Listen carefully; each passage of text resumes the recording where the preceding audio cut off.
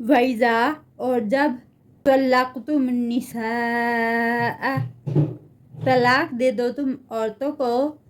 فَبَلَغْنَ پس وہ پہنچ جائیں اَجَلَہُنَّ اپنی مدت کو فَلَا تو نہ تَعْضُلُوهُنَّ تم روکو ان کو أَن يَنكِحْنَ کہ وہ نکاح کر لیں أَزْوَاجَهُنَّ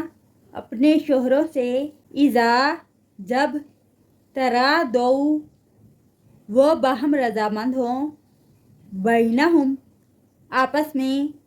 بالمعروف ساتھ بھلے طریقے کے ذالک یہ یوعظ نصیحت کی جاتی ہے بھی ساتھ اس کے من کان جو کوئی ہو منکم تم میں سے یؤمنو ایمان رکھتا باللہ اللہ پر والیوم الآخر اور آخری دن پر ذالکم یہ بات ازکا زیادہ پاکیزہ ہے لکم تمہارے لیے واطہر اور زیادہ پاک ہے واللہ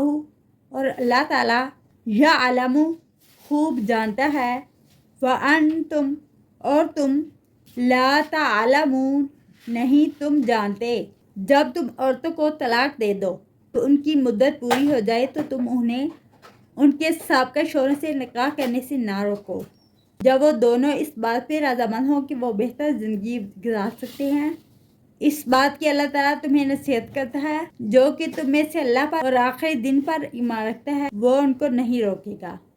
یہ بات زیادہ پاکیزہ ہے اور زیادہ پاک ہے اور اللہ تعالیٰ خوب جانتا ہے اور تم کچھ نہیں جانتے